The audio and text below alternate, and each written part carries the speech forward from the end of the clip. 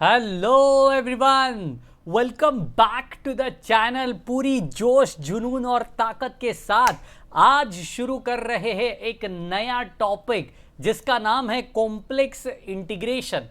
आज तक अपन ने कॉम्प्लेक्स नंबर्स पढ़ा, कॉम्प्लेक्स वेरिएबल्स पढ़ा, कॉम्प्लेक्स फंक्शंस को भी पढ़ा। आज बारी आ चुकी है कॉम्प्लेक्स इंटीग्रेशन क्या है ये सीखने की।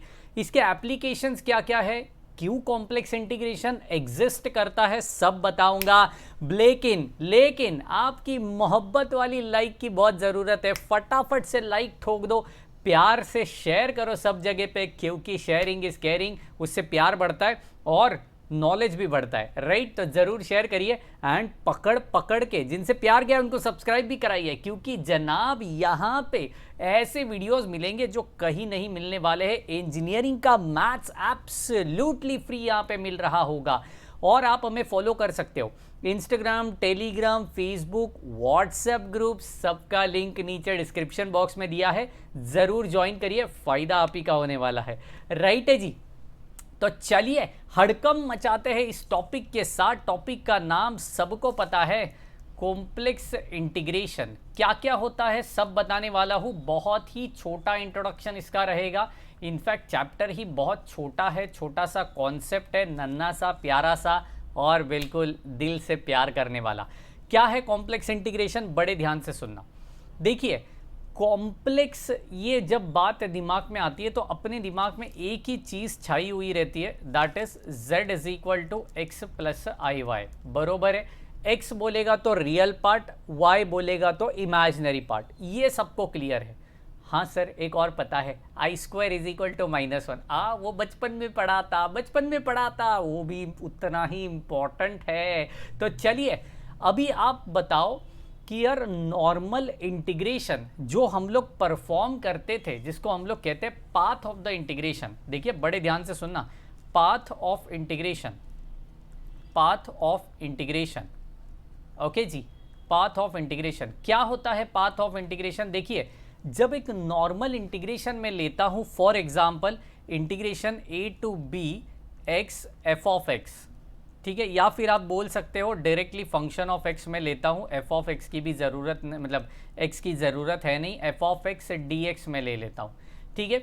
अब मुझे इसका बात बताइए कि ये जो पाथ है, पाथ बोलेगा तो क्या, ये a टू b है, बरोबर। ये लिमिट्स किसका हो गया, लिमिट्स किसका हो गया, x is equal to a से लेकर x is equal to b तक, that is x is equal to a to x is equal to b।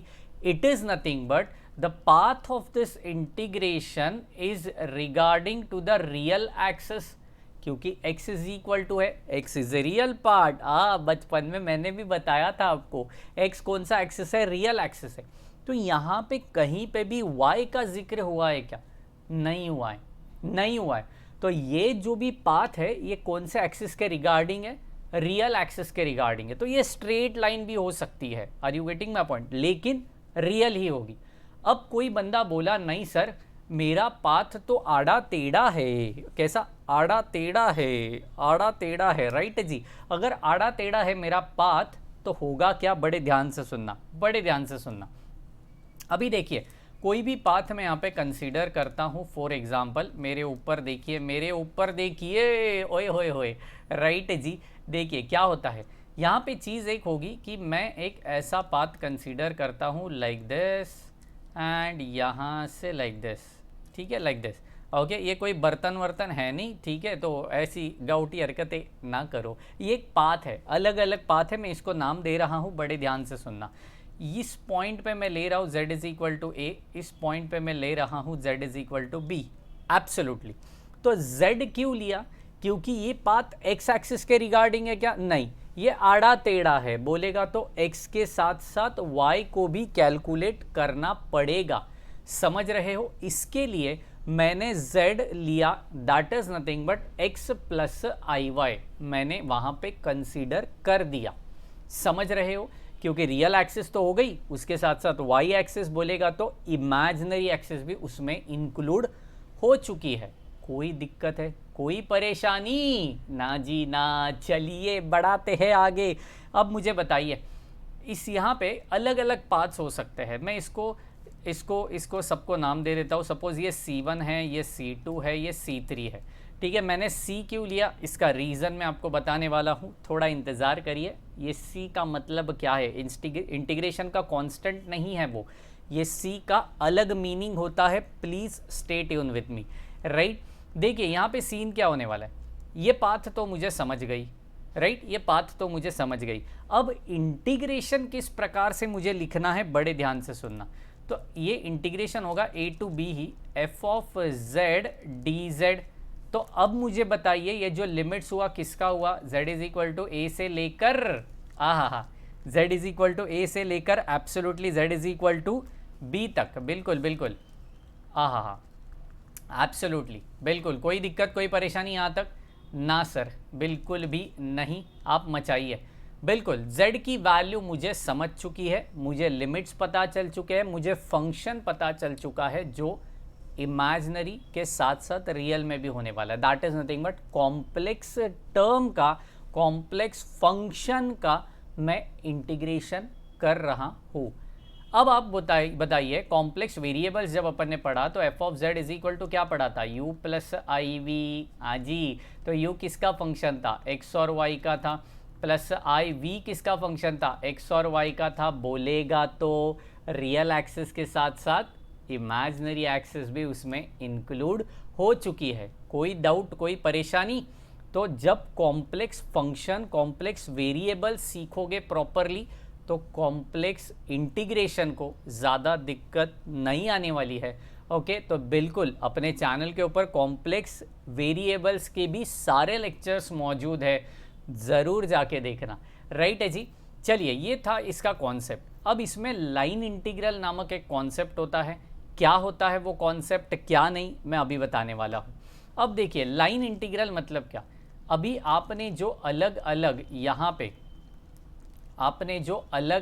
यहाँ पे सेक्शंस देखे, C1 देखा, C2 देखा, C3 देखा, हाँ जी बरोबर, डायग्राम में देखिए देखा था, राइट। तो लीनियर लाइन इंटीग्रल बोलेगा तो क्या, वो एक लाइन हो गई, आई न्यू इट, वो टेढ़ी मेढ़ी है लेकिन क्या है, वो एक पाथ हो गई, वो एक लाइन हो गई। तो इस लाइन का इंटीग्रल कैसे लिखा जाता है, देखिए बड़े ध्यान से। अब देखिए integration F of Z D Z, ये मुझे पूरे चैप्टर में यूज़ करना है, ठीक है। तो यहाँ पे मैंने सी लिखा तो इसको कहा जाता है लाइन इंटीग्रल, लाइन इंटीग्रल, ठीक है। अगर वो लाइन नहीं है, वो एक सर्कल है, वो एक सर्कल है जो कंप्लीट कर रहा है, कंप्लीट लूप है, बाउंडेड लूप है, तो मैं उसको कहूँगा, मैं उसको लिखूँगा इन दिस वे, जिसको हम कहते हैं, उस रीजन को हम कहते हैं, जैसे मैंने सी को बताया, उस सी को कहा जाता है कॉन्टूर। क्या कहा जाता है, कॉन्टूर। सुनने में थोड़ा अजीब है, CONTOUR, कॉन्टूर, ठीक है। कॉन्टूर, कॉन्टूर बोलेगा तो रीजन, बाउंडेड रीजन, समझ रहे हो, वो एक बाउंडेड रीजन है, तो उसको क्या कहा जाता है, कॉन्टूर इंटीग्रल। क्या कहा जाता है, कॉन्टूर इंटीग्रल। यस, लिख दीजिए फटाफट से, ये समझना ज़रूरी है। सिंगम जी थोड़ा आईपैड को देखिए क्या हुआ है। यस, थोड़ा कनेक्शन चेक करिए फटाक से।